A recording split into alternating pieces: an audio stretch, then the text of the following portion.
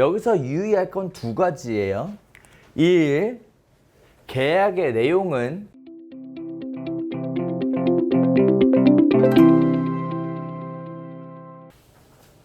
볼게요. 일단 제일 먼저 시작하면서 목적물의 표시가 나오죠. 그리고 뭐라고 나와요? 소재지가 나와요. 그리고 임대 조건이 나오죠. 그렇죠? 얘는 순서가 이렇게 돼요. 순서가 먼저 계약에 대한 내용이 확정이 되면 먼저 임대인에게 보내죠. 그래서 이 내용에 대해 동의하면 뭘 달라고? 계좌번호를 달라고 해요. 계좌번호. 이게 1, 이게 2예요. 그리고 나서 계좌번호를 받으면 계좌번호 내용을 포함해서 누구한테? 임차인한테 보내요. 그렇죠? 그리고 나서 임대인에게 가계약금이 가죠. 그렇죠?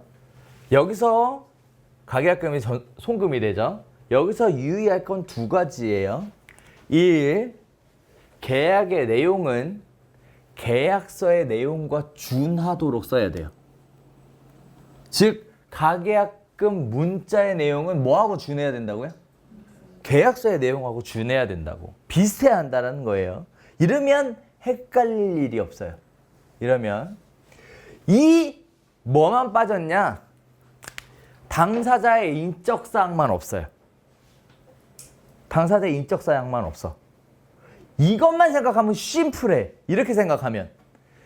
따라서 평상시에 이런 식의 문구들을 써놨다가 필요하면 복사 붙여넣기 해서 일부 내용만 수정하고 보낼 수 있어야 돼요.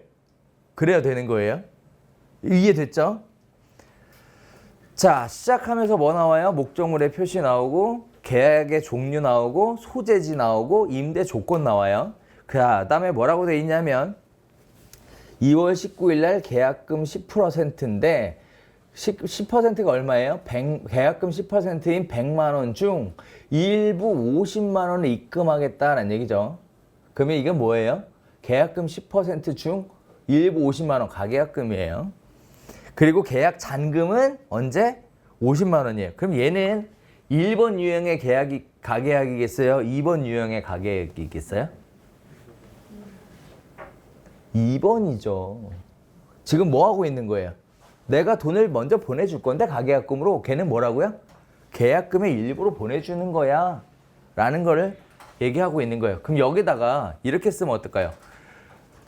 본 금액은 계약금의 일부고 만약에 계약을 위반하게 되면 당신은 나머지 계약금을 다 주거나 무슨 계약금의 2배를 상환을 해야 계약을 해지할 수 있습니다. 이렇게 문자 보내면 계좌번호 안 오겠지. 응? 법학자들은 그렇게 보내라고 해. 손해배상 조건에 대해서도 넣어서 보내야 한다.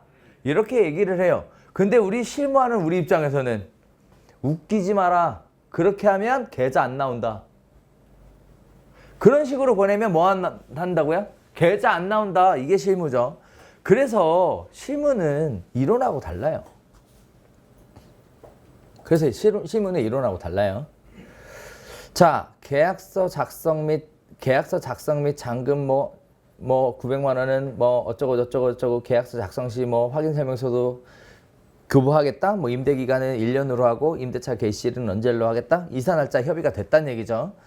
특약에 대한 부분들은 뭐뭐 주의해라. 그 다음에 특약사항은 계약서 작성 시 한다. 위 내용에 동의하면 임대인은 계좌번호 보내고 임차인은 그 계좌번호로 가계약금 보냄으로써 이 계약은 성립되는 거죠. 확정되는 거예요. 그렇죠? 여기에 보면 그런 내용이 없어요. 계약 체결을 목적으로 하는 계약이라는 얘기가 없어. 그러니까 얘는 계약 해지하려면 뭐해? 본 계약에 준해서 해지를 해야 된다는 얘기죠. 그렇게 해서 만든 거예요. 자, 여기서 또 하나 볼까요? 중개는요.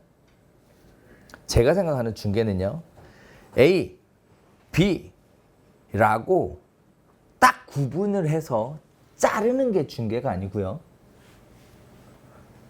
땡기고 엮는 게 중개예요.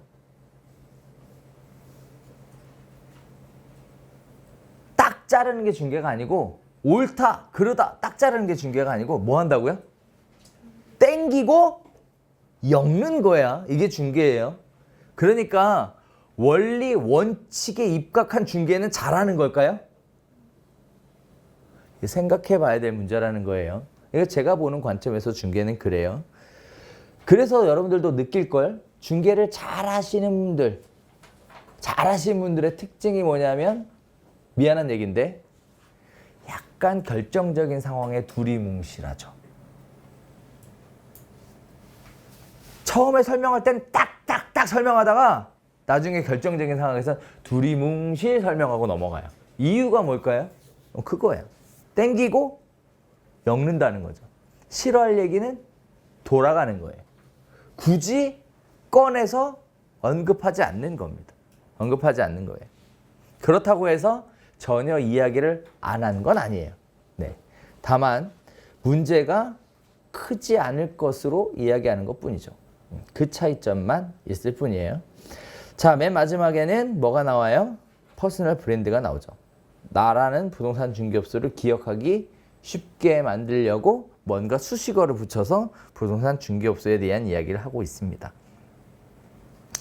자, 해시태그를 써서 문자가 클릭 또는 검색, 조회 이런 것들이 가능하게끔 사용하고 있어요. 해시태그가 뭐예요? 해시태그? 연세가 많으신 분들은 얘를 보면 우물정, 그죠? 젊은 분들은 얘를 보면 뭐라고요? 해시태그라고 하죠. 네. 또는 어떤 분들은 샵, 네, 라고 하죠. 자, 얘가 제가 보여드리는 가계약 문자의 샘플은 몇 번째 거예요? 세 번째 거예요. 3번에 해당되는 내용을 보내드린 거예요. 그럼 나머지는 대표님들이 만들어 쓰셔야 되는 거예요. 어차피 뭐 크게 차이는 없죠? 차이는 없어요. 자, 여기가 시작입니다. 제가 1번에 대한 것도 만들어 놨죠.